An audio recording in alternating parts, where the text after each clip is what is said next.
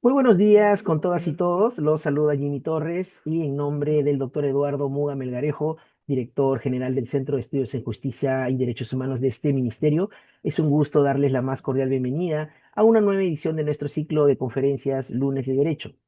Este espacio académico tiene como objetivo promover la reflexión y fortalecer el conocimiento jurídico al servicio de la ciudadanía.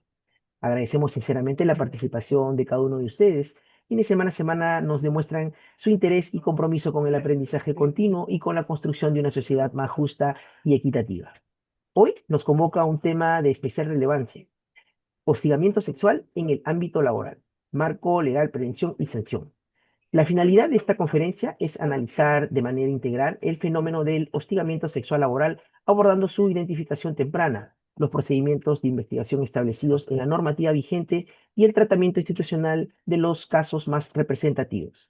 Se presentarán criterios técnicos para la correcta gestión de denuncias, las obligaciones de prevención por parte de las entidades públicas y privadas, así como las lecciones aprendidas a partir de casos emblemáticos que evidencian los desafíos y avances en la protección de las víctimas y en la construcción de espacios laborales seguros y libres de violencia. Para desarrollar este importante tema, contamos con la valiosa participación de la doctora Esther Ángeles Solano, quien muy amablemente ha aceptado nuestra invitación. Estimada doctora, muchas gracias por acompañarnos esta mañana. Permítame compartir un breve extracto de su trayectoria profesional con la platea que nos acompaña el día de hoy. La doctora Ángeles es abogada especializada en Derecho Laboral y magíster en Relaciones Laborales por la Pontificia Universidad Católica del Perú. Posee amplia experiencia en asesoría estratégica a empresas y en la formación de equipos en materia laboral. Cuenta además con especializaciones en recursos humanos, comunicación interna y endomarketing por la Universidad del Pacífico, así como en programas de compliance por la Universidad de Pensilvania y en compliance laboral por el Instituto de Certificación de Recursos Humanos. Actualmente se desempeña como directora de la consultora Estratega Laboral y como docente en la Escuela de Posgrado de la Universidad San Ignacio de Loyola, sumando más de 10 años de experiencia en el ámbito laboral y corporativo. Sin duda, su sólida experiencia académica y profesional enriquecerá este espacio de diálogo y aprendizaje. Estimados participantes, les recordamos también que para acceder a la certificación de este evento es necesario permanecer como mínimo el 90% del tiempo total de duración de la presente actividad académica. Pueden realizar también sus consultas a través del chat de esta plataforma una vez finalizada la presentación de nuestra expositora, la misma que tendrá una duración de 75 minutos aproximadamente. Finalmente, reiteramos nuestro agradecimiento por su presencia y de manera especial a nuestra distinguida expositora por su valioso aporte académico. Doctor Ángeles, bienvenida una vez más a nuestros lunes de Derecho. La audiencia le escucha atentamente, le cedo el uso de la palabra por los próximos 75 minutos. Muy buenos días. Buenos días, Jimmy. Gracias a todos por su participación en esta sesión a mi cargo, donde voy a conversar acerca del hostigamiento sexual y vamos a revisar cómo es que se identifica, cómo podemos investigarlo y algunos de los casos que han sido resueltos por el Tribunal de Servicio Civil. De hecho, el hostigamiento sexual es uno de los problemas que aquejan al Perú, pero también aquejan a todo país dentro de nuestra globalidad, dentro del mundo, y pues parte justamente de estereotipos, de ideas preconcebidas que tenemos sobre cómo debemos comportarnos hombres y mujeres. Y en esa línea es que a través de la encuesta nacional sobre relaciones laborales, Servir ha podido identificar que una mujer, consideran las personas, se viste provocativamente, es aquella que está buscando que la acosen sexualmente. Un 31% de personas dentro de esta encuesta respondieron de esa manera. Veamos cómo en esa misma línea un 27,2% de personas consideran en esa encuesta que si una mujer falta el respeto a su esposo o pareja, merece castigo. Y de la misma manera, un 18,6% consideró que un hombre debe celar a su mujer porque es una demostración de amor. Asimismo, Un 52,7% consideró que una mujer debe cumplir su rol de madre y esposa después de sus sueños. Veamos cómo todas estas formas de pensamiento están dentro de nuestra sociedad y eso hace que pues consideremos que el hostigamiento sexual es una de las situaciones de violencia de género porque en su mayoría afectan a las mujeres. De otro lado, en la plataforma Estado sin Acoso también se ha señalado que de una proporción de hombres y mujeres en el año 2023 y en general en los 4 últimos años, podemos apreciar que el 95,38% de quienes denuncian son mujeres, observando que si bien un acto de hostigamiento sexual puede afectar a hombres y mujeres por igual, y puede afectar a cualquier persona en general, sin importar cuál es tu edad, tu sexo, tu orientación sexual, tu identidad de género o tu apariencia física, en la práctica son las mujeres las que mayormente están siendo víctimas de estos actos de acoso sexual, de hostigamiento sexual. Pero ¿de dónde proviene esa violencia? Pues sin duda de aquellos patrones de conducta que hemos incorporado como parte de nuestra cultura, de nuestra sociedad.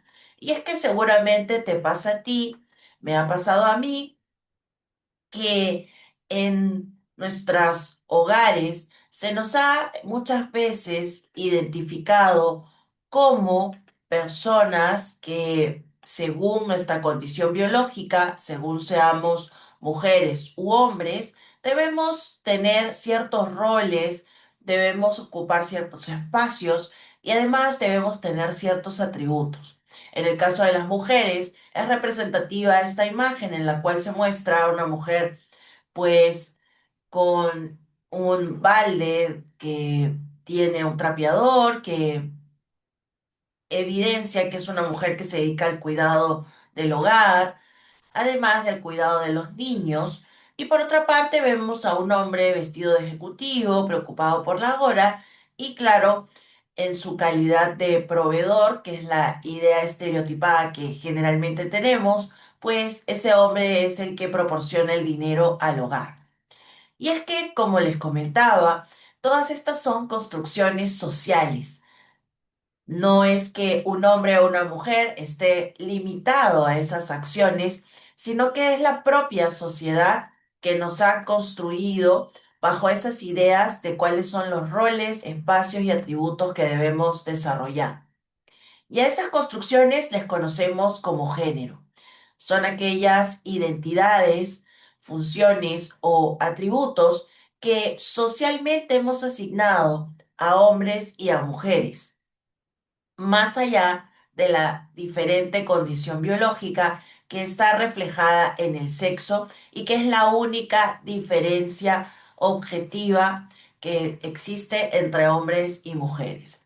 Todas estas asignaciones de género son conocidas como estereotipos y son la base de justamente la violencia que se refleja en muchas de nuestras conductas diarias, de nuestras acciones inclusive si es que no queremos comportarnos de esa manera. ¿A qué me refiero? Que muchas veces tenemos pues estas ideas ya incorporadas dentro de nuestro inconsciente. Y de esa manera, pues automáticamente cuando tenemos que reaccionar a alguna situación cotidiana, podemos pues incurrir en actos de discriminación, hostigamiento sexual o inclusive hostilidad. Para muestra un ejemplo, si le comento a una compañera de trabajo que pues le queda bien alguna prenda, ¿no? Le queda bien su falda, por ejemplo. Veamos cómo este acto de manifestarnos sobre el cuerpo de otra persona es un acto que en la cotidianidad de nuestros comportamientos hemos considerado como un halago, una forma amable de interrelacionarnos entre las personas. Sin embargo, veamos cómo si la otra persona lo percibe como un comportamiento sexual referido a su cuerpo, puede ser pues un acto de hostigamiento sexual materia de denuncia. Y veamos cómo aquí la idea de que es un acto de hostigamiento o no, porque parte de una conducta sexual o sexista está en la percepción de la persona a la que se dirigió el acto, con lo cual siempre la recomendación será que pensemos adecuadamente cuáles son esas expresiones, tanto físicas, verbales o no gestuales, que vamos a tener hacia otra persona, porque si no tenemos el consentimiento de la otra persona, la autorización, su aceptación, está considerada por justamente la persona a la que se dirige, puede ser finalmente un acto de hostigamiento sexual. Así que para una convivencia respetuosa y cómoda en el trabajo, pues sin duda busquemos actuar desde la empatía y, claro está, repensando nuestros comportamientos. Este concepto de acoso que ha regulado esta búsqueda de respeto entre las personas en los ambientes de trabajo y en los ambientes en general ha sido regulado no solo en el Perú, sino que parte de una normativa internacional.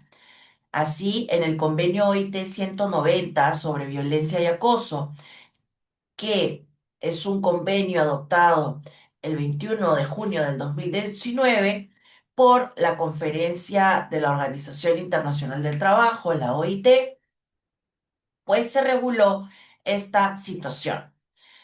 La OIT lo ha llamado acoso, en el Perú se considera hostigamiento sexual. Pero más allá de la normativa, el Perú también en el año 2022, a través de una resolución legislativa, ha ratificado pues que este convenio resulte aplicable en el Perú. Contarles que este convenio 190 de la OIT sobre violencia y acoso también cuenta con una recomendación, la número 206.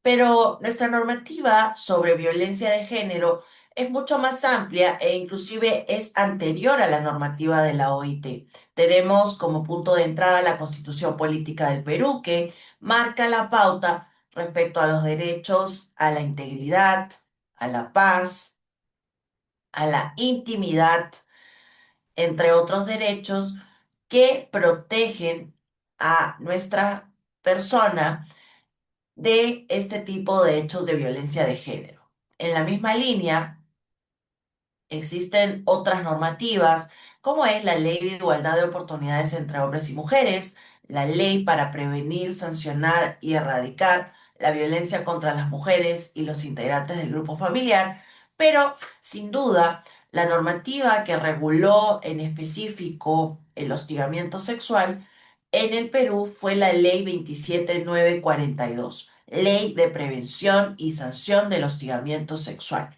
Y es una ley que está acompañada de un decreto supremo que lo reglamenta, que es el 014-2019 del Ministerio de la Mujer y Poblaciones Vulnerables.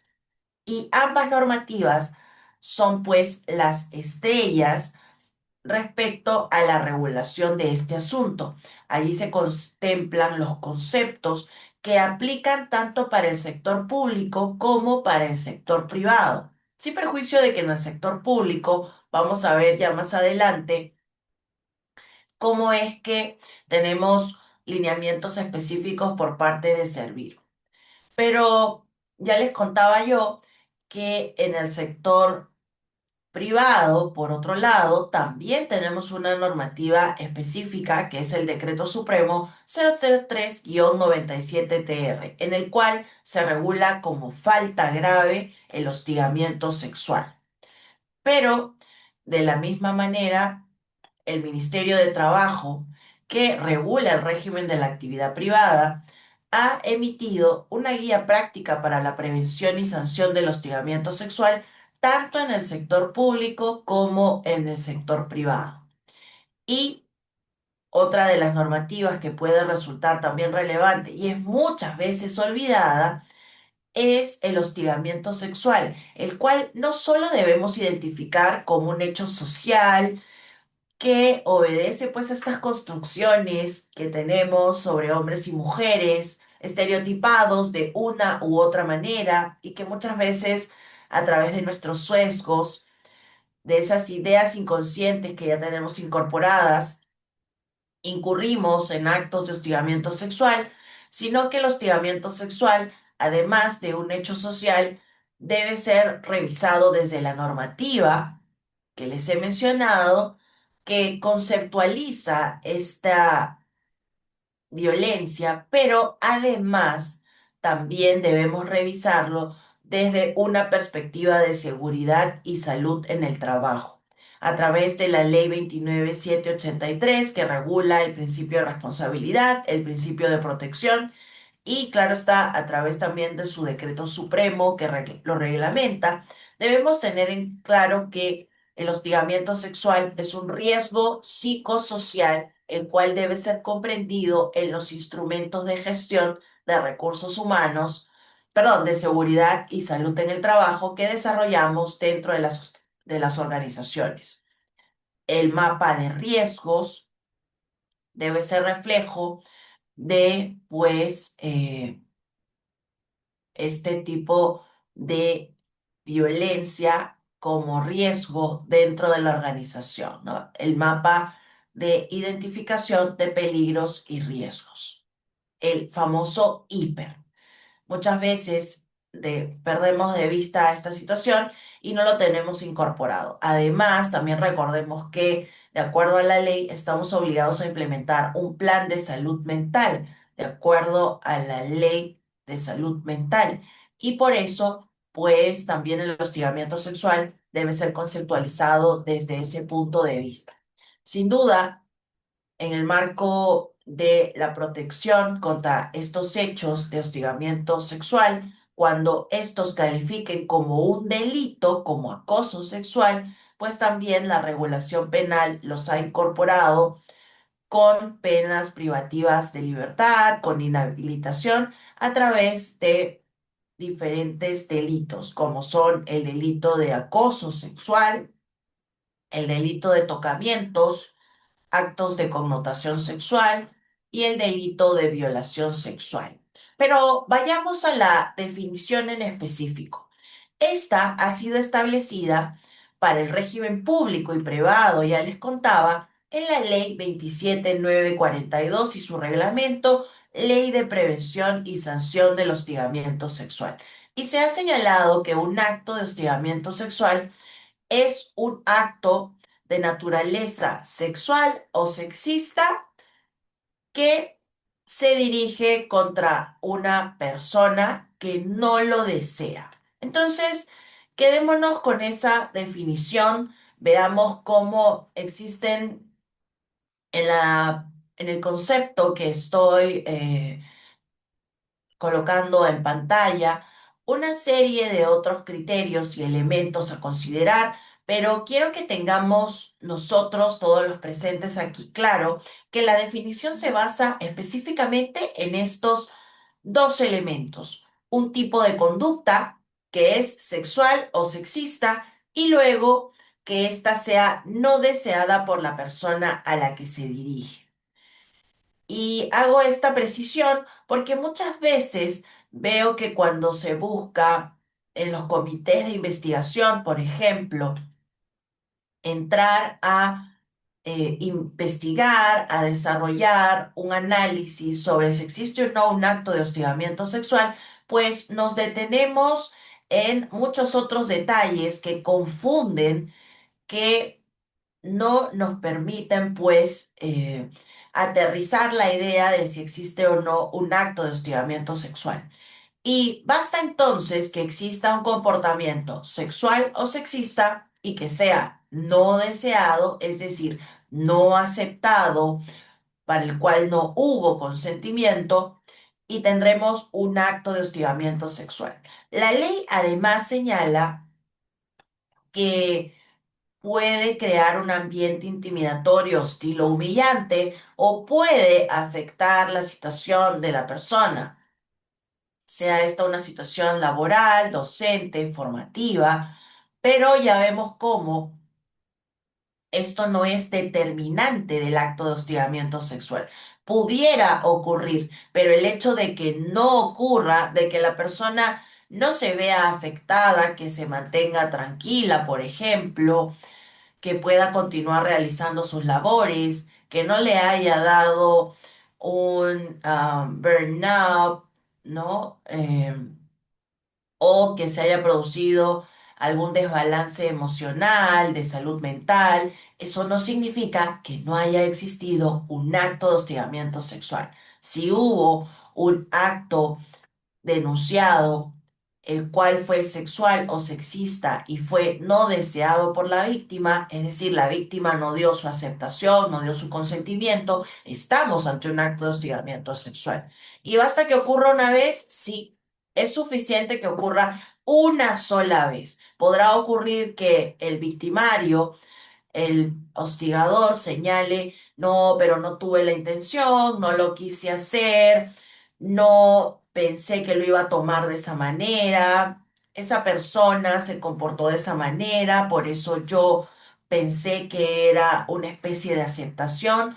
Todas esas resultan frases que simplemente están buscando, pues, desdibujar las responsabilidades. El hostigador no deja de ser tal por haber asumido a través de alguna conducta de la víctima que ésta brindó su consentimiento. Porque recordemos, el consentimiento, la aceptación, tiene que ser expresa, tiene que ser clara, tiene que ser oportuna y tiene que ser informada. Es decir, tengo que aceptar aquello que sé se va a producir. Por ejemplo, ¿cuál sería una idea perfecta de consentimiento? Si es que yo te pregunto a ti, ¿te puedo decir un halago respecto a tu cabello? Y si tú me dices que sí, yo podría entonces señalarte: tu cabello está muy bonito, te queda muy bien ese corte, ¿no? Pero muchos de ustedes me dirán, pero no nos manejamos así en la sociedad. Y es evidente que no, pero veamos entonces cómo la ley nos pone en un escenario en el cual, cuando se traten de conductas sexuales o sexistas, sean expresiones, sean comportamientos físicos, quiero abrazar a un compañero, quiero tocarle el hombro, sea un comportamiento gestual que quiera hacer, pues en todos esos casos tendré que pensar con claridad si es que se trata de un comportamiento sexual o sexista para el que tengo el consentimiento, la aceptación de la otra persona. Si no lo tengo, estoy asumiendo el riesgo de que en ese ambiente laboral, en ese ambiente docente, en ese ambiente formativo, si la otra persona lo percibe con connotación sexual o sexista, pues será un acto de hostigamiento sexual. Ojo ahí, porque no hay dudas respecto al hecho por las intenciones que yo haya podido tener al hacerlo, al decirlo, ¿no? Lo que va a prevalecer es si existió consentimiento, aceptación de la persona a la que dirigí el acto. La persona me autorizó, aceptó previamente que, sabiendo que yo iba a hacer ese halago, esta persona estaba de acuerdo con que yo haga un halago sobre su cabello. Si me autorizó y finalmente lo hice, pues de acuerdo, no habrá acto de hostigamiento sexual, porque la única diferencia entre una conducta sexual o sexista que califica o no como hostigamiento sexual es si tengo la aceptación de la otra persona. Pensemos, por ejemplo, que yo estoy cortejando a una persona en la oficina. Se En esos casos, pues, si yo quiero invitar a salir a alguien, tendría que tener la aceptación de esa persona para poder invitarla a salir. Porque si le invito a salir y la persona se niega, pero además considera que esa invitación no es apropiada, no es propia de una relación de trabajo, y que por el contrario constituye un comportamiento sexista porque estás asumiendo que porque son un hombre y una mujer que se están relacionando en un espacio que finalmente es de trabajo, pero social también, la puedes invitar a salir, es un comportamiento entonces sexista, el cual puede considerar como no aceptado, no consentido, y con ello también iniciar una denuncia por hostigamiento sexual. Veamos entonces cómo la línea es muy tenue, pero la gran diferencia es entre un comportamiento sexual o no, es si existió consentimiento. Importante eso entonces, ¿no? Si tenemos un comportamiento sexual o sexista para el cual no tuve aceptación, habrá un acto de hostigamiento sexual. No importa si yo al manifestar una frase, al realizar una conducta física, al realizar un gesto, presumí, asumí que la persona lo iba a aceptar. Lo importante es si previamente tuve el consentimiento o no. De otro modo, habrá un acto de hostigamiento sexual. Tampoco será relevante si lo rechacé, si la persona, perdón, la presunta víctima lo rechazó o si este fue una situación de una sola vez. Igualmente existirá un acto de hostigamiento sexual porque no es relevante el rechazo ni la reiterancia. Y cuando se trata de conductas sexuales o sexistas, puede existir también una confusión. Quiero aquí aclarar que en el caso de las conductas sexuales están referidas al cuerpo de una persona y tienen, claro, esta connotación sexual. Pero en el caso de los comportamientos sexistas, estos son aquellos que están basados en los estereotipos que tenemos, en las ideas preconcebidas que tenemos sobre cómo deben comportarse hombres y mujeres, tanto en roles, en espacios o en atributos. Y ese comportamiento sexista pues lo que busca es colocar al hombre o a la mujer en una posición de inferioridad respecto al otro sexo. Por ejemplo, el hecho de considerar a un hombre pisado porque se retire a su casa tan pronto termina el horario de trabajo, porque tiene que ir a realizar sus actividades del hogar, además del cuidado de niños. Considerar que es pisado porque no se queda para luego ir al partido de fútbol, a la pichanga que jugamos todos los jueves, el equipo organizado en la compañía, en la entidad, o porque no se acopla a una reunión que íbamos a tener de una cena o en un bar para distraernos, para despejarnos, a manera de camaradería, un grupo de la oficina, pues el hecho de calificar a este hombre de esa manera parte de un comportamiento sexista, porque estamos atribuyendo que un hombre no es tal, que es no se comporta de manera masculina y al contrario es pisado porque se retira a su terminado su horario de trabajo para desarrollar sus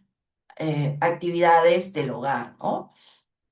Y entonces en esa línea es importante que todo comportamiento, no solo sexual, que es lo normalmente considerado como hostigamiento, sino también lo sexista que podamos expresar, cómo nos podamos comportar, pues lo tengamos también identificado, porque todos estos tipos de conductas, cuando no tienen el consentimiento de la persona, califican como un acto de hostigamiento sexual. Además, también comentarles que no va a importar la jerarquía. Tenemos muchas veces la idea que el hostigamiento sexual parte de una jerarquía entre hombres em, o mujeres, pero siempre vinculada a si soy tu jefe, ¿no? Y en este caso, recordemos que el hostigamiento sexual puede darse entre ambos sexos sin ninguna preferencia para uno u otro y que tampoco importa la jerarquía. Podría ocurrir entre un jefe y un practicante y pudiese ser pues que el practicante es quien está hostigando sexualmente al jefe y se considera que independientemente de esa jerarquía, el acto se configura si es que hay una conducta sexual o sexista que es no consentida, no deseada. Además, también tengamos en cuenta que estos actos muchas veces no ocurren dentro de la oficina, sino también pueden ocurrir en espacios como reuniones fuera, eventos tanto de camaradería como organizados por la propia organización, por la propia entidad. Y en la medida que ocurran fuera de la jornada y fuera del lugar de trabajo, no significa que no exista un acto de hostigamiento sexual, pues también la ley ha previsto que fuera de la jornada o fuera del lugar de trabajo existirá un acto de hostigamiento sexual siempre que esté presente una conducta sexual o sexista no deseada. Y entonces veamos aquí un resumen de lo que hemos conversado. ¿Cuándo estaremos ante un acto de hostigamiento sexual? Sin duda, cuando tengamos un comportamiento sexual o sexista y basta que sea no deseado. Es decir, que no tengamos el consentimiento. Es, en otras palabras, que no haya la aceptación de la persona a la cual se dirigió el acto. Además, no importará la jerarquía entre las personas involucradas. Pudiese ser, como les mencionaba hace un momento, una practicante y un jefe, y es la practicante quien hostiga sexualmente al jefe, no tendríamos por qué considerar que no se ha configurado el acto. Igualmente tendríamos que realizar la investigación. Además, afecta a cualquier persona que esté vinculada a la entidad con ocasión de la labor que realiza. Pudiese ser una persona que haya sido nombrada, pero también una persona que trabaje bajo un régimen CAS, por ejemplo, o inclusive que trabaje bajo una orden de servicios. El lugar, pues no es solo el centro de trabajo, ojo ahí, es también cualquier otro espacio en el cual se relacionen a partir de la vinculación que tienen en el trabajo, con lo cual los espacios de camaradería también pueden estar incluidos como lugares en los cuales de producirse un acto de hostigamiento sexual, este posteriormente tendrá que ser investigado por la entidad. Lo mismo para el horario. Y aquí quiero comentarles que respecto a la forma, esta también pudiese ocurrir de manera virtual, porque no solo estamos pensando en el horario de trabajo como un tiempo para que se configure un acto de hostigamiento sexual, sino fuera de este también y en ambos tiempos puede producirse una comunicación en digital, con lo cual estas conductas, frases, conductas físicas, o gestos se producen en la presencialidad, pero también pudiesen ocurrir de manera virtual a través de una videollamada, por ejemplo, en la cual te exprese frases o gestos que tengan connotación sexual o sexista, si no fueron aceptados por tu persona. De la misma manera, si esto ocurre a través de la mensajería instantánea que tenemos, a través de los chats, pues podríamos estar ante un acto de hostigamiento sexual. No necesita ser reiterado y recordemos que no es necesario que haya un rechazo explícito porque lo relevante no es cómo actúo yo después de ese hecho, sino lo relevante es si es que yo te di mi consentimiento previamente para que tú puedas expresarte de manera sexual o sexista hacia mi persona, sea a través de una frase, a través de un gesto o a través de una conducta física. Les cuento que cuando se trata de identificar estos actos de hostigamiento sexual, entonces ya vemos cómo basta que exista una conducta sexual o sexista que es no deseada y la ley ha establecido una serie de situaciones que pueden resultar en manifestaciones de hostigamiento sexual.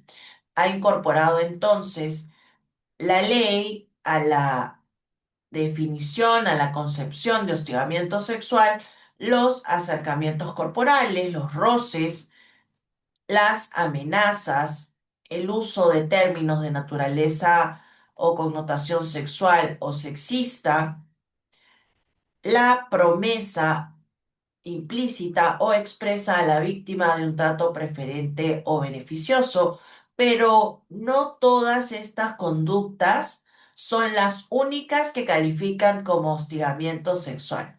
Les cuento que en el inciso F se señala que cualquier conducta que esté dentro del concepto de la ley, pues calificará como hostigamiento sexual.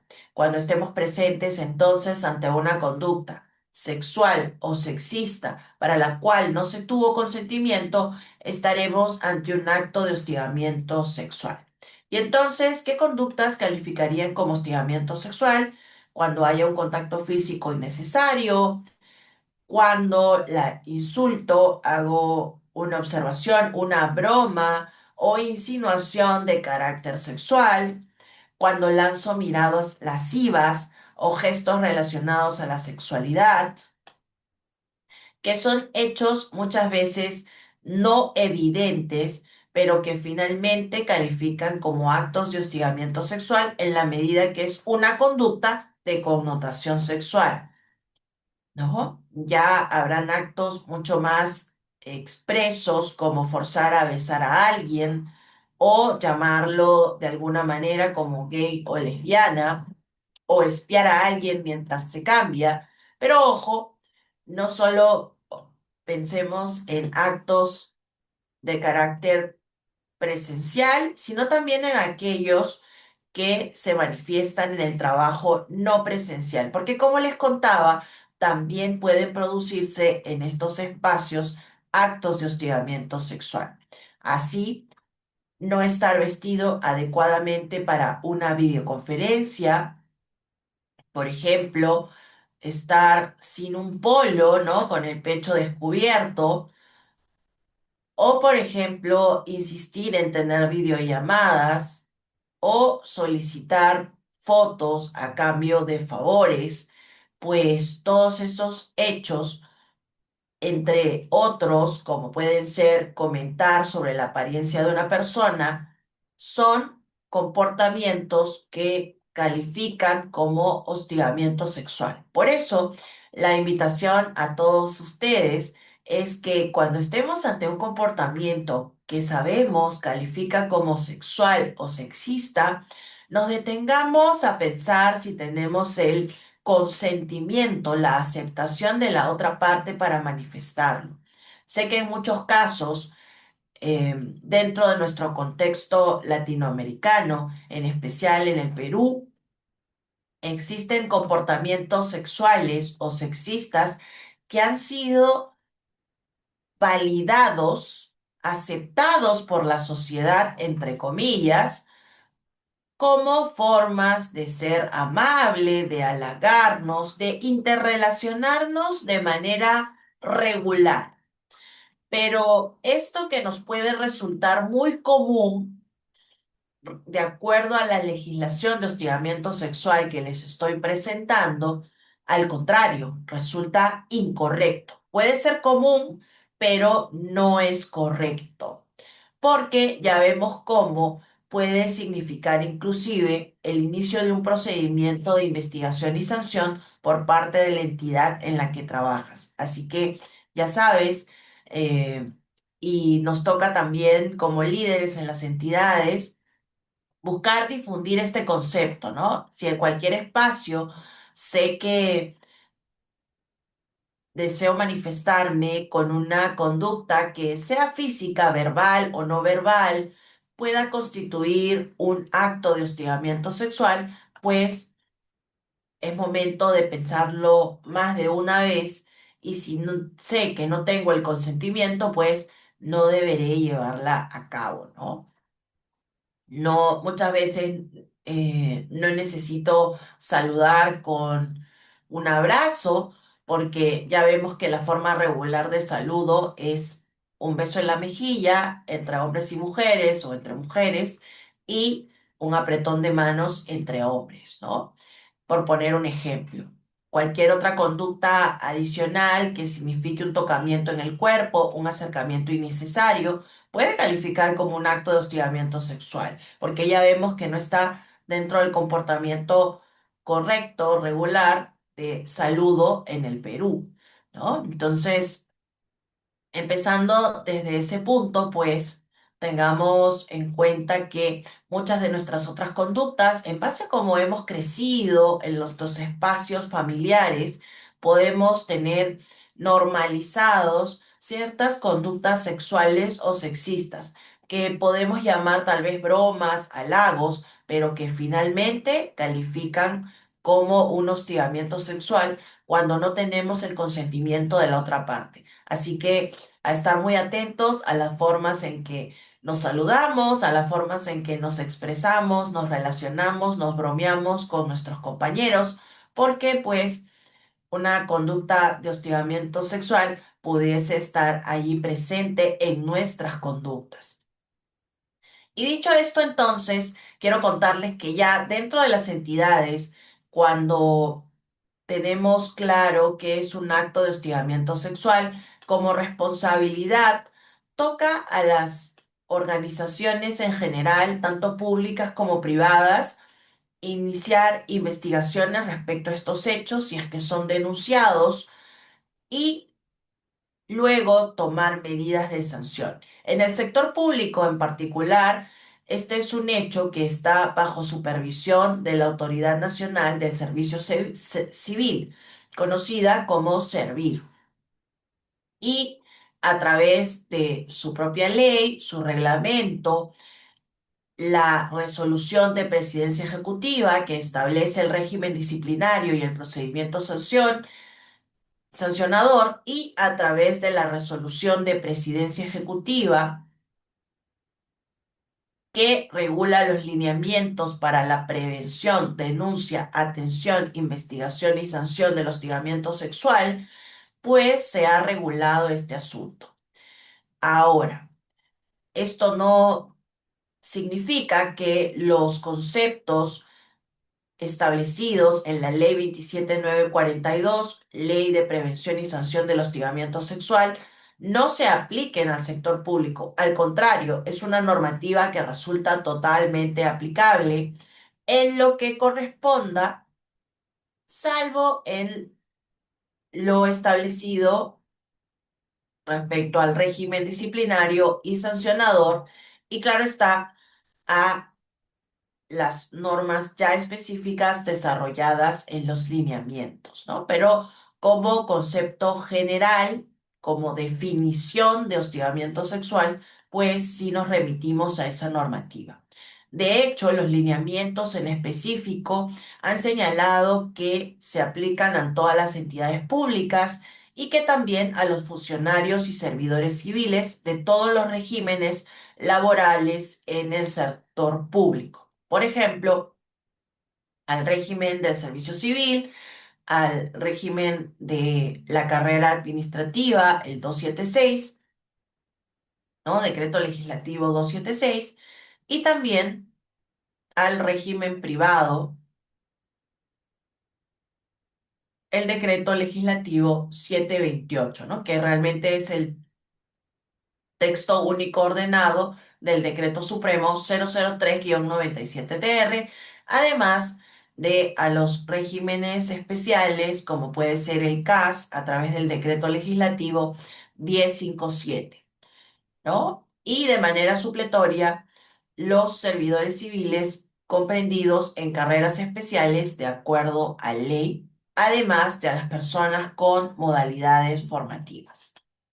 Estos lineamientos están establecidos por servir porque efectivamente para el caso del régimen privado, pues el Ministerio de Trabajo es aquel llamado a regular este asunto. Pero en el caso del régimen público, puede servir al ser la autoridad máxima en gestión de recursos humanos en esta materia, ha establecido sus lineamientos, además de informes, claro está, y a través de todos ellos, pues atiende, acompaña y orienta a los denunciantes sobre los mecanismos de denuncia y el procedimiento de investigación y sanción.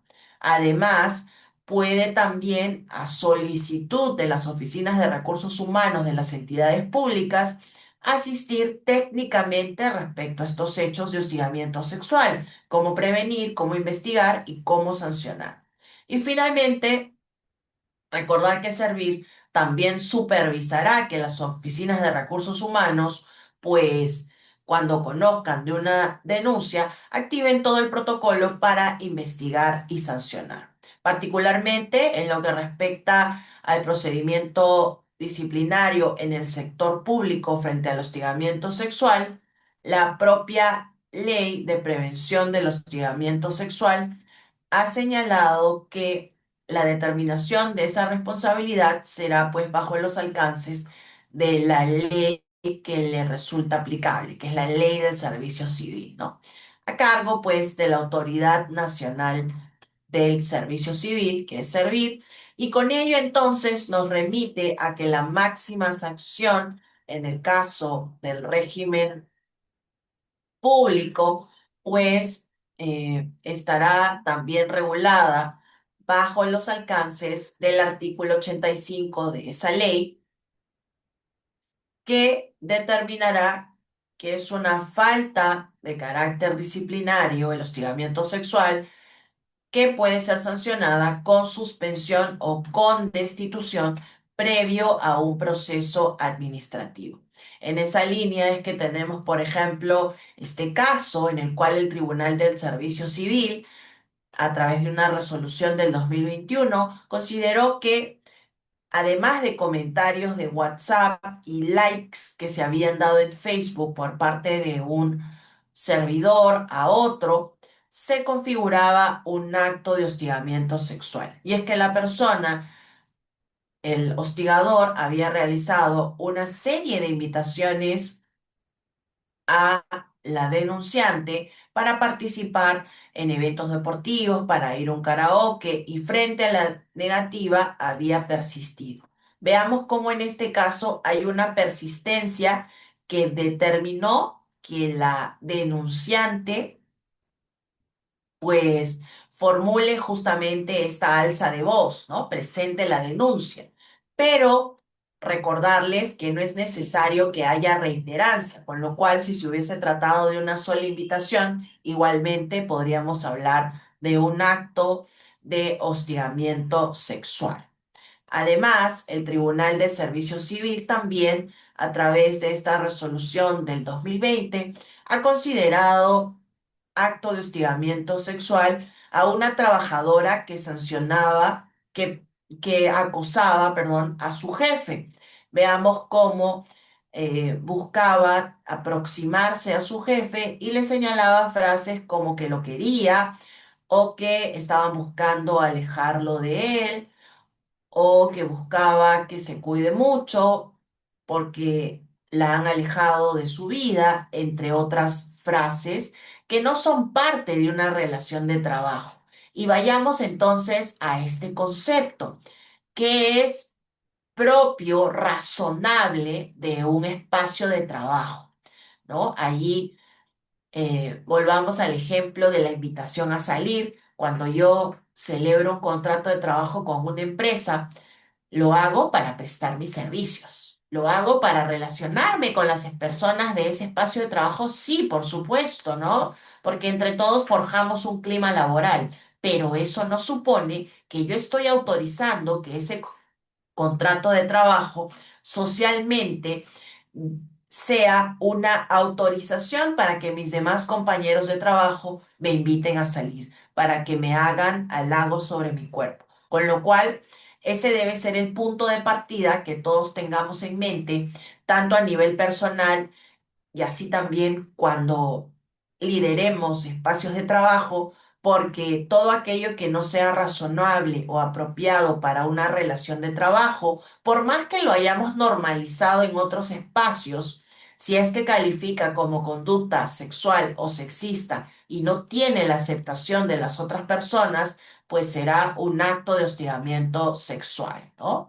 Y a tal punto que puede ser denunciado y materia de esa denuncia, pues puede ser revisado tanto por la entidad, por la organización en la que trabajas, pero también puede ser revisado por parte de la Autoridad Nacional de Servicio Civil. Y en esos casos, pues también se puede considerar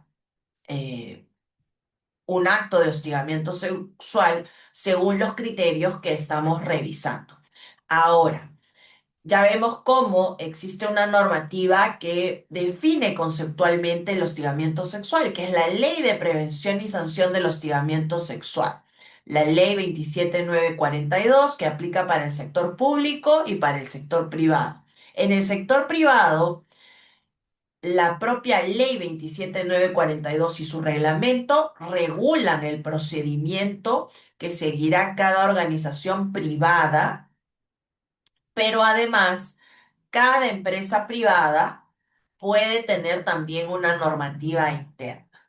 Por otro lado, en el sector público, ya veíamos cómo las definiciones de hostigamiento sexual y los conceptos sobre este asunto en el ordenamiento peruano rigen también para el sector público lo establecido en la Ley 27942, pero además tenemos lineamientos específicos por parte de Servir, que es la máxima autoridad en gestión de recursos humanos del sector público.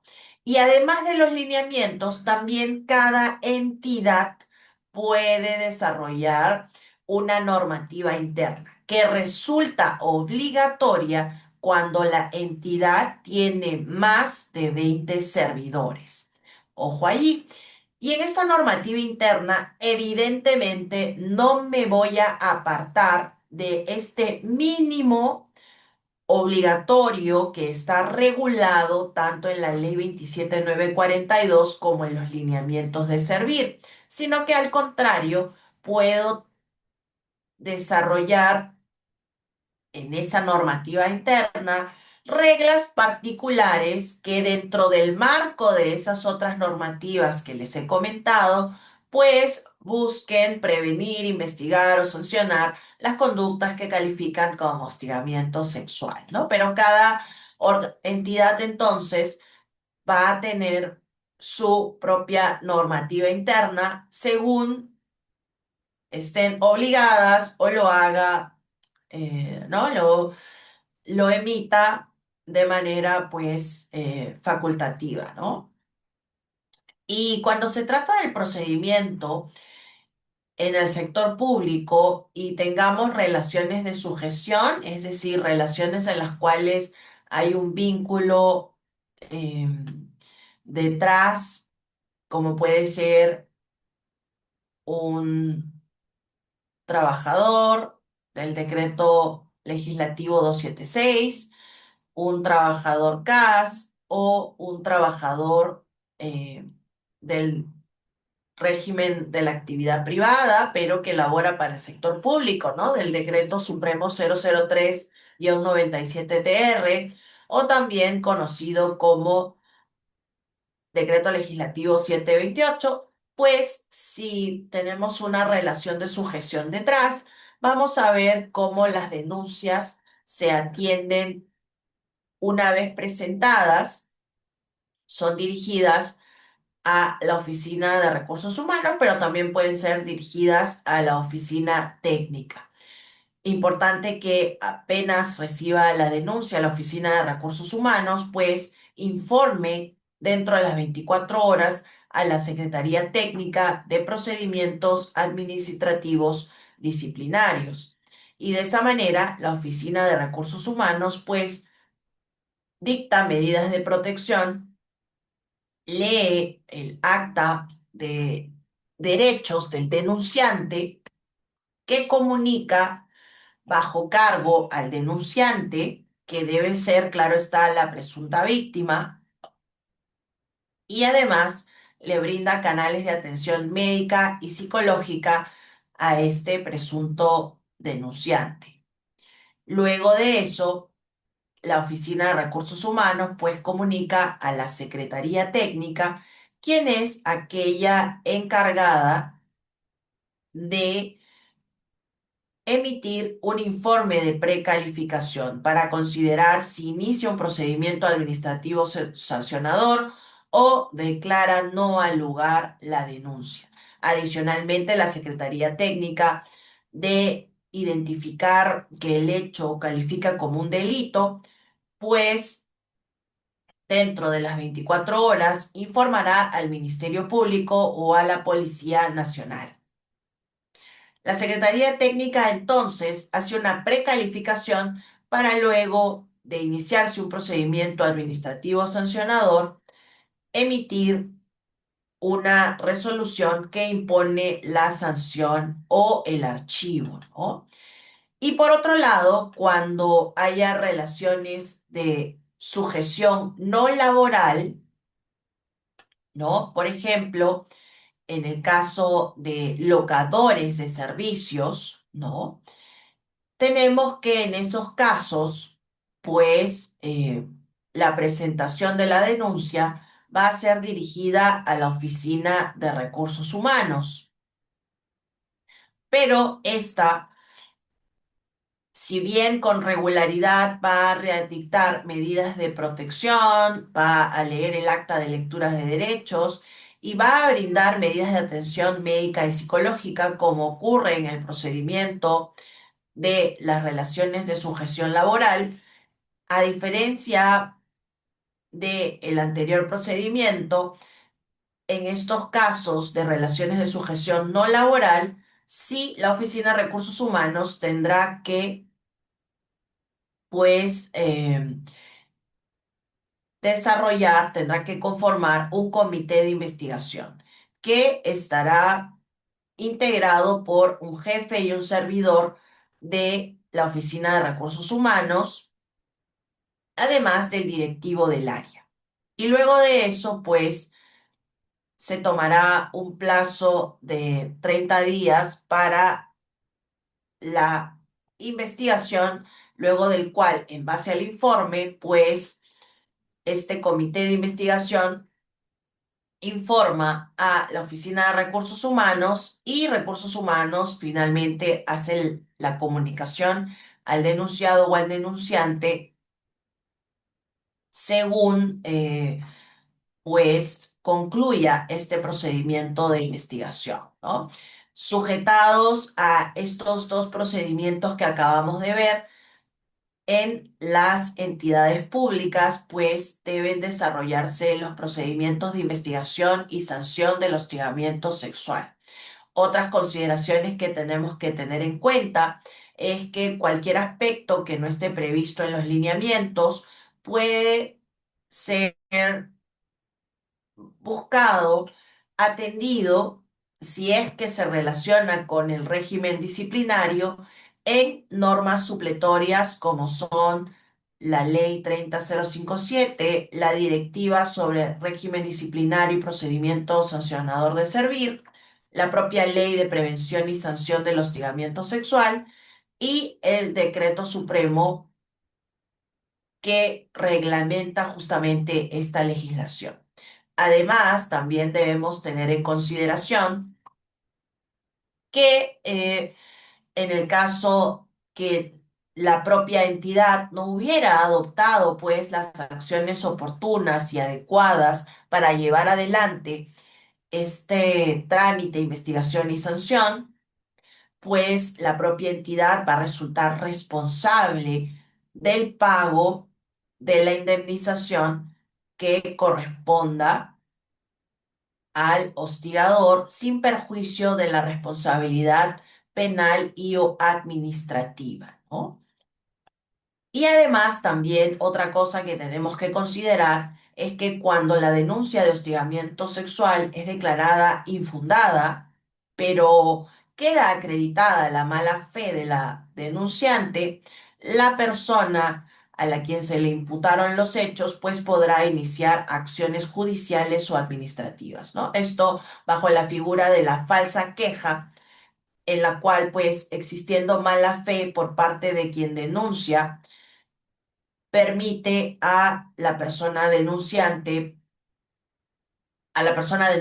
perdón, ejercer pues también su defensa, en muchos casos también en búsqueda de librarse de esta mala imagen, de esta mala reputación que le ha ocasionado esta denuncia falsa, ¿no? Y por eso puede interponer las acciones judiciales y administrativas. En muchos casos se observa que son denuncias penales o también pueden ser denuncias por daños y perjuicios.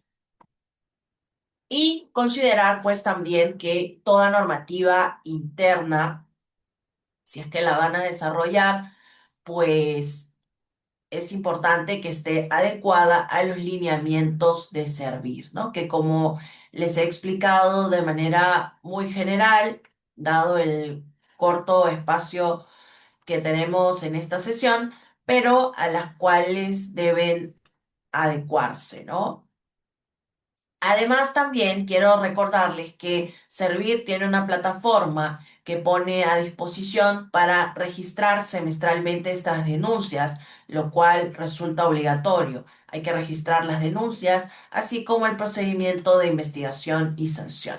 Aquí en pantalla pueden apreciar cómo los lineamientos de Servir no solo ofrecen flujogramas respecto a cómo debemos proceder cuando existe una denuncia y nos toca atenderla, investigarla y finalmente sancionar, dependiendo de cuáles sean las relaciones de sujeción o no sujeción laboral que se presenten, sino que también estos lineamientos de Servir en la parte de los anexos nos señalan cómo debemos estructurar un informe de investigación, cómo debemos actuar para la atención de denuncias y entrevistas con la víctima, y además también cuál es el temario recomendado para las capacitaciones en hostigamiento sexual, además de darnos el propio formato de denuncia y también pues presentarnos un cuestionario modelo para el diagnóstico de hostigamiento sexual, el cual es un diagnóstico que, ojo, debe realizarse de manera anual como evaluación y en el caso de las capacitaciones, recordar pues que son obligatorias una de manera especializada en el año para los responsables de la investigación y sanción del hostigamiento sexual, muy aparte de la capacitación que se realice al personal cuando ingresa a laborar a la entidad. Todos estos formatos los pueden encontrar en los anexos de estos lineamientos de Servir, que seguramente les van a ser de mucha utilidad cuando se trate de liderar los recursos humanos dentro de sus organizaciones. Y ahora quiero compartirles también algunas precisiones respecto a la investigación.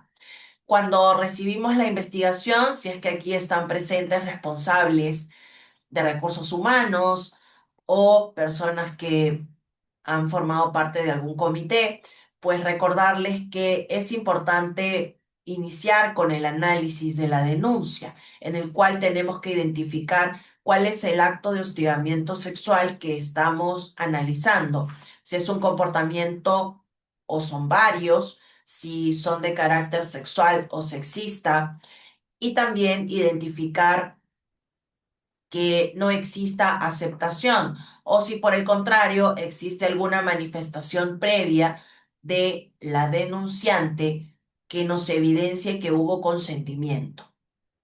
En esos casos, pues, de análisis de actos de hostigamiento sexual, tenemos que investigar, pero esto no supone únicamente recibir los testimonios de la presunta víctima y del presunto hostigador, sino que también es importante que tengamos en cuenta que habrán casos en los cuales la única prueba será la declaración de la víctima. Y para esos casos, pues la investigación y la actuación de pruebas recaerá en el desarrollo de pruebas por parte de la propia Secretaría Técnica o del propio Comité de Investigación y va a suponer entonces identificar pruebas complementarias. Y para eso les pongo un caso. Pensemos que una persona sufre un tocamiento indebido por parte de otra persona en una oficina, en una reunión en la cual solo han participado esas dos personas.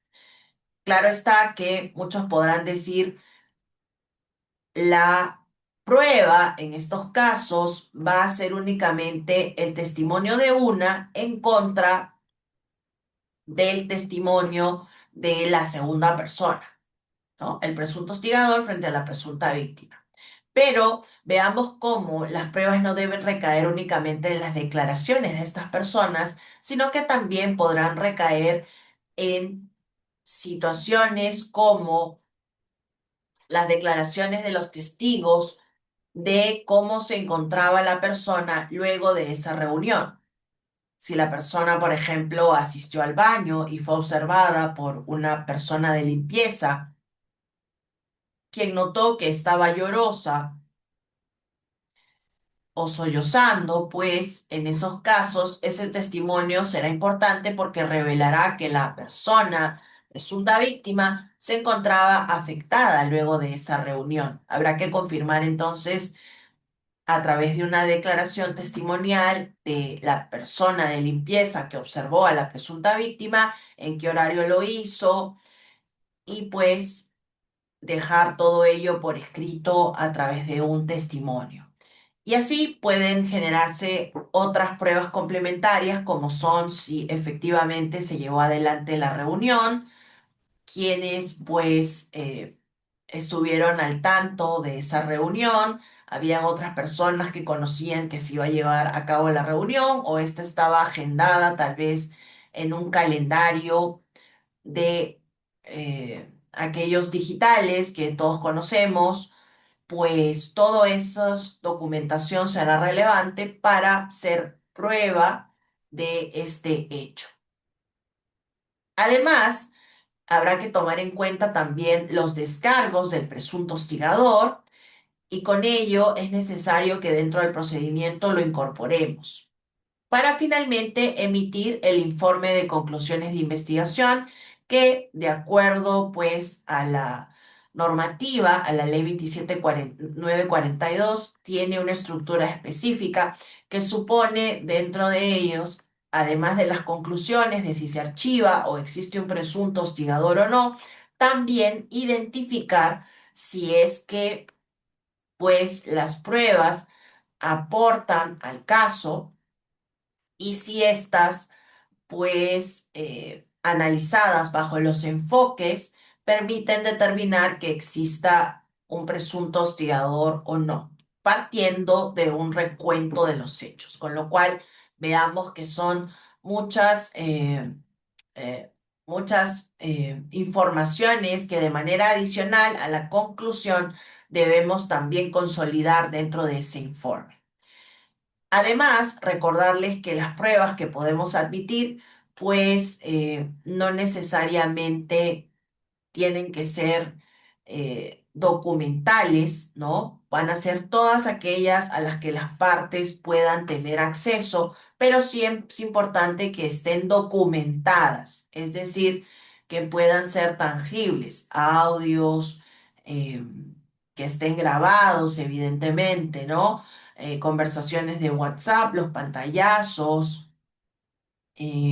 Podemos pensar en correos electrónicos, declaraciones por escritos y uno de los puntos muy relevantes es que todas estas pruebas pues sean obtenidas de manera confidencial e imparcial porque sean presentadas por el presunto hostigador, por la presunta víctima, por terceros o generados en la propia investigación, todas merecen el mismo nivel de respeto y de garantía de debido proceso, ¿no? Que justamente involucra todas estas acciones, el tener una conducta reservada, confidencial, imparcial respecto a esas pruebas.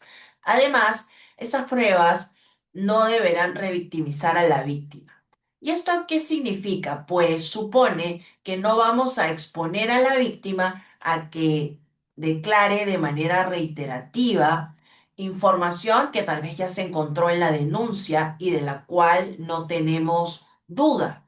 O en todo caso, no la vamos a someter a careos o cuestionamientos de su conducta o de su vida personal y menos aún la vamos a confrontar con el presunto hostigador. Pasa mucho que se considera que una confrontación es una opción bastante eh, fácil, adecuada para ver quién miente, pero ya vemos cómo la ley, más allá del criterio lógico, que muchas veces no es tan lógico, pues la ley ha establecido que no, las confrontaciones, los careos no son adecuados para cuando se trate de desarrollar pruebas dentro de un procedimiento de investigación de un acto de hostigamiento sexual. Y pues también tener en cuenta que debemos reservar la identidad no solo del presunto hostigador y la presunta víctima, sino también de los testigos. Aquí tenemos muchas más ejemplos de las pruebas que pueden ser tomadas en consideración por parte de una investigación que pueden ser también pues fotografías, declaraciones de testigos y cuando se traten de informes médicos o certificados médicos o pericias psicológicas o psiquiátricas, tener en cuenta que todo aquello relevante a la salud de una persona debe tener la autorización justamente de la persona cuya información personal se va a ventilar, en este caso de la presunta víctima, ¿no? Y esta es una lista pues eh, que pudiese ser ampliada, porque cualquier otro medio que pueda comprobar de manera idónea los hechos denunciados será una prueba admitida. Ya les contaba yo que habrá casos en los cuales solo la declaración de la presunta víctima será, pues, única prueba en el procedimiento, pero esto no invalida el procedimiento. Al contrario, nos lleva a que la Secretaría Técnica o el comité tenga que realizar una investigación de pruebas complementarias, donde tiene que desarrollarlas, tiene que buscar generar esas pruebas, ¿no? Y considerar finalmente que cuando se trate de investigación, pues es importante que revisemos pruebas desde la credibilidad, son ciertas las informaciones que estamos revisando, son coherentes respecto al resto de pruebas que tenemos. Además, identificar que esas pruebas realmente nos permitan comprobar si el hecho ocurrió o no. Y finalmente, valorarlas según los enfoques que están presentes en el procedimiento de investigación y sanción del hostigamiento sexual, que son los que podemos observar en pantalla y que justamente lo que buscan es revelar la verdad, pero sin tener sesgos presentes. Sesgos como son los estereotipos de género, sesgos como pueden ser permisos o licencias culturales o generacionales, sino más bien que nos centremos en la víctima y en base a ello, pues podamos hacer un un análisis objetivo y razonable de la situación en base al concepto inicial, primigenio, claro, específico, que es si existe un comportamiento sexual o sexista y no tuve el consentimiento, pues estamos ante un acto de hostigamiento sexual. La investigación, como vemos, denota entonces el cumplir la normativa específica para cada uno de los sectores, pero ya en su desarrollo pues abocarnos a buscar la verdad, inclusive bajo el desarrollo de pruebas complementarias y siempre durante todo el procedimiento respetando el debido proceso y buscando dejar de lado los sesgos. Muchas gracias a todos ustedes por su participación y hasta aquí pues ha sido mi colaboración con el Centro de Estudios, a quien agradezco nuevamente la invitación. Muchísimas gracias, doctor Ángeles, por tan brillante presentación. Hay muy buenos comentarios respecto a ello. Y rápidamente, agradeciéndole a usted, tanto a usted como a las más de 490 personas que se encuentran en esta sesión, quiero compartir algunas de las inquietudes que el público nos ha hecho saber para que pueda absolver la doctora. A ver, le comparto la primera pregunta. Nos indican, en su opinión, doctora, ¿cuál es la mayor dificultad que enfrenta una víctima para atreverse a denunciar? Gracias por la consulta. Existen muchos mitos y creencias, temores por parte de las víctimas. Creo que la mayor dificultad puede ser el hecho de cómo es que nos van a mirar los otros si formulamos una denuncia, ¿no? El saber que vamos a ser el centro de atención respecto a ese tema y se puede considerar tanto a nivel personal como social como laboral una serie de conjeturas, de premisas sobre quién soy yo.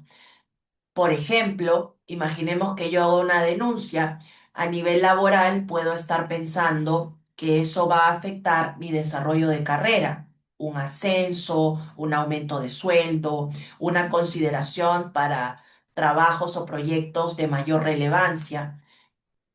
Y por otro lado, también pudiese ocurrir que la afectación que voy a tener y que me desincentiva a denunciar es de carácter personal, que las personas, por ejemplo, puedo pensar, van a opinar sobre cómo me vestía, si tal vez usaba ropa muy ceñida, si venía muy maquillada, si mis labios estaban coloreados con un labial muy rojo que resultaba provocativo y temas de ese estilo.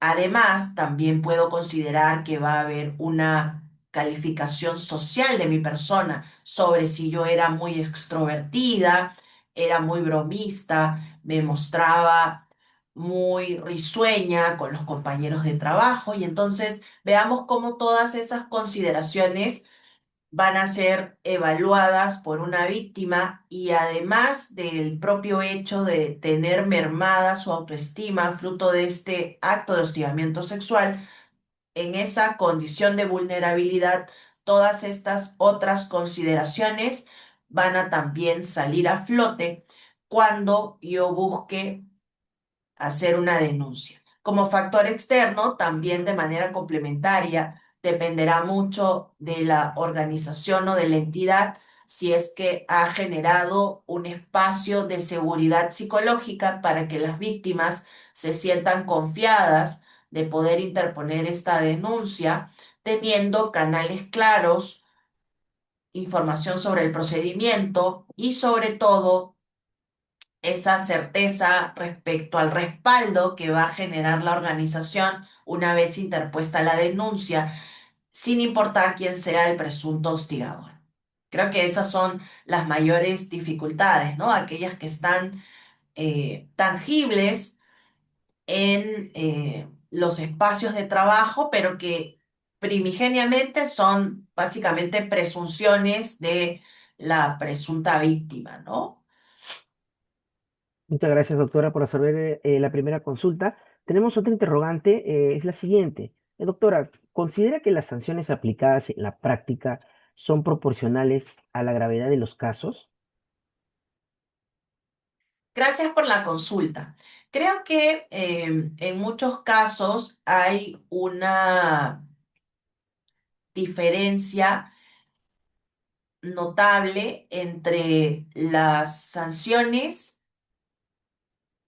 respecto a los actos que se cometen, porque esta diferencia parte de tener muchos hechos diferentes de hostigamiento sexual y también muchas sanciones, ¿no? Que pueden ser amonestación, suspensión o despido.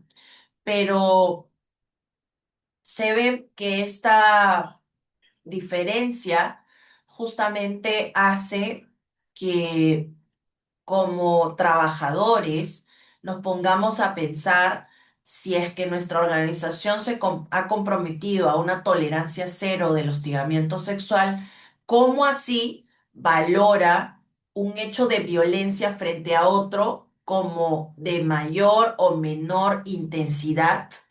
¿Y cómo así es que sanciona a un hecho con una mayor o menor eh, gravedad de sanción, ¿no?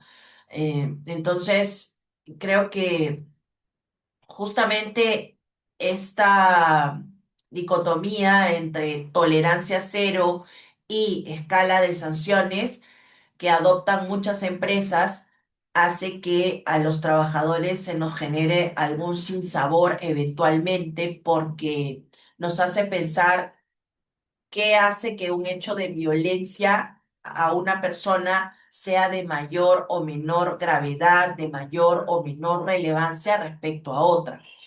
Y por eso es importante que cuando se trate de aplicar la sanción, pues si tenemos una práctica de tolerancia cero, esta sea una práctica uniforme. Y con ello, en la medida que tanto en el sector público como en el sector privado están autorizados los despidos, las destituciones, pues esta debería ser tomada como una de las sanciones únicas y de manera pues tajante, enérgica, ¿no? Para dar un mensaje claro.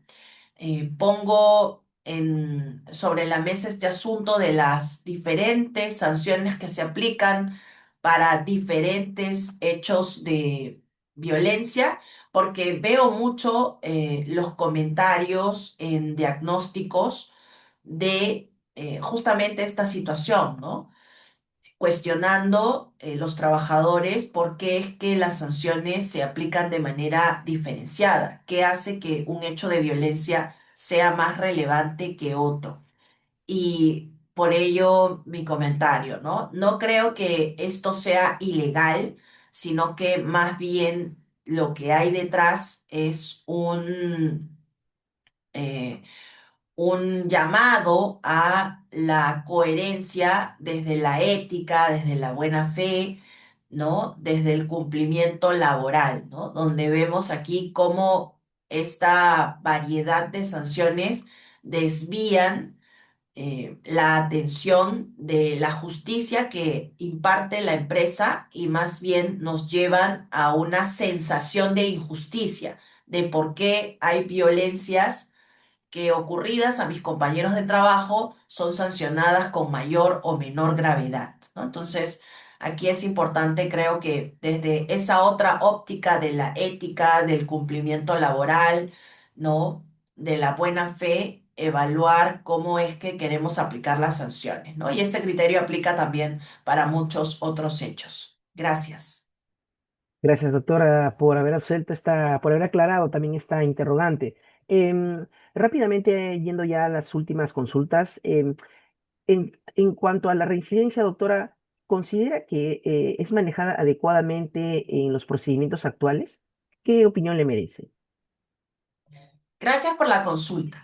Creo que cuando se trata de calificar la violencia, justamente en lógica con lo que veníamos comentando, esta no debe tener, pues, consideraciones de violencias mínimas, violencias más relevantes, violencias más graves.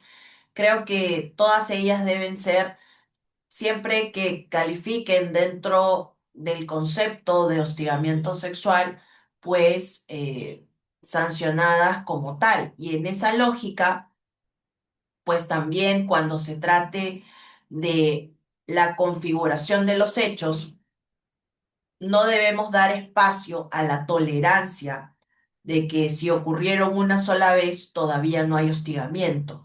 Me parece adecuado que el hostigamiento califique desde una primera oportunidad, ¿no? Y con eso el llamado entonces es a la formación y también a que los trabajadores puedan tener claro que estas acciones son graves, ¿no? Son severas y así como llevarme material de trabajo de la organización puede ser gravísimo, pues lo mismo debería ocurrir respecto a estos hechos. Creo que nos falta interiorizar mucho más, sensibilizarnos en estos asuntos y es por eso que muchas veces se generan ciertos espacios de tolerancia por las propias organizaciones al juzgar estos asuntos, ¿no? Y entonces no vemos tan grave si es que los hechos ocurrieron una sola vez o si los hechos son de determinado calibre, como por ejemplo si resultan en bromas o halagos regulares,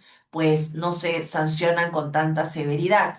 Sin embargo, creo que al contrario, si buscamos una tolerancia cero, pues la propuesta sería que seamos mucho más incisivos al momento de juzgar estos asuntos desde una primera vez y con la mayor severidad de sanción siempre, para que poco a poco el espacio de trabajo pueda forjar una nueva cultura, un nuevo clima que busque justamente esto, ¿no?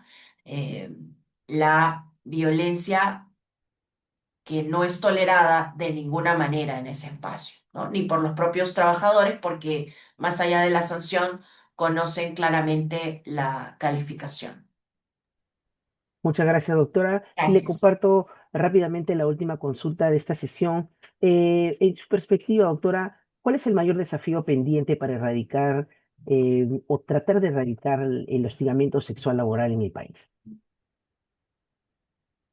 Gracias por la consulta. Creo que el mayor desafío, sin duda, es el formativo, el poder nosotros capacitarnos, sensibilizarnos en realmente lo que constituye hostigamiento sexual para nuestro día a día, a tal punto que podamos interiorizarlo y que no nos ganen esos sesgos inconscientes, esos pensamientos automáticos que todos tenemos y con los que hemos sido formados, que muchas veces nos pueden llevar a situaciones de violencia, ¿no? De discriminar, de hostigar sexualmente a otra persona, sin, como podemos pensarlo, tener el deseo de hacerlo, ¿no? No tenemos la intención, pero finalmente al actuar de manera automática, pues nos llevan a esos escenarios. Entonces creo que el mayor desafío es ese, ¿no? El tener una interiorización y para alcanzarla, pues, estar acompañados de capacitaciones, pero también el hecho de darnos nosotros mismos el espacio para repensar nuestros comportamientos, que es una tarea sin duda bastante ardua, bastante rigurosa, que requiere nuestra atención, pero que debido a nuestras actividades muchas veces, pues, y al flujo de nuestros días, no es algo que tengamos en la cabeza sí o sí, ¿no? Todos nos desarrollamos libremente y eso nos lleva muchas veces a expresarnos justamente bajo estos sesgos, ¿no? Entonces creo que ahí el desafío personal y el desafío también organizacional, ¿no? El personal, de repensar en muchas ocasiones si voy a decir algo sexual o sexista, de saber si tengo el consentimiento y el organizacional de pues buscar capacitar, pero logrando que el personal interiorice estos conceptos. Muchísimas Gracias. Muchísimas gracias, doctor Ángeles, por haber aceptado también esta consulta. Pues de esta manera hemos llegado entonces a la parte final. Le reiteramos nuestro agradecimiento por habernos apoyado en esta última sesión, doctora, de nuestros lunes de derecho. Han sido 42 jornadas durante el año en donde hemos tenido un total de 62.238 personas que han participado a lo largo de este 2025. Agradecemos a todos ellos por la fidelidad que han tenido con nosotros en los diferentes horarios, en los diferentes rangos que hemos tenido durante este año. Y de esta manera, pues llegamos a la parte final, reiterándole el agradecimiento a todos ellos y también a las 489 personas que se encuentran en estos momentos en sala. Los esperamos el próximo año con mucho más actividades, con muchos más nuevos temas también. Agradecemos también a todos los expositores que nos han acompañado a lo largo de este año. Y bueno, doctora, con usted hemos cerrado este año de 2025 de la mejor manera. Yo le cedo estos últimos segundos, doctora, para que pueda despedirse del público, reiterándole nuevamente el agradecimiento a usted por su apoyo. Muchas gracias al Centro de Estudios del Ministerio de Justicia. Encantada de participar de este espacio y de haber compartido sobre estos hechos de violencia que nos pueden aquejar a todos, nos afectan a todos como sociedad, de los cuales debemos estar enterados y sobre todo debemos tomar acción. La invitación es a todos para que se puedan continuar uniendo a estos espacios de formación que de hecho eh, ratifican nuestros compromisos como ciudadanos y también como profesionales. Gracias nuevamente por la invitación y gracias a ustedes por participar. Gracias, doctora. Hasta otra oportunidad. Muy buenos días con todos y que continúe teniendo usted, doctora, también un muy buen día. Buenos días, gracias.